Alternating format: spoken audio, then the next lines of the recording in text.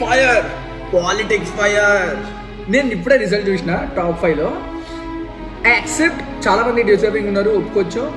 But ఎట్లా story వ్యూస్లే, రీల్స్కి వ్యూస్లే, యూట్యూబ్లో వీడియోస్కి అయితే 1000-2000 వ్యూస్ ఉన్నాయి.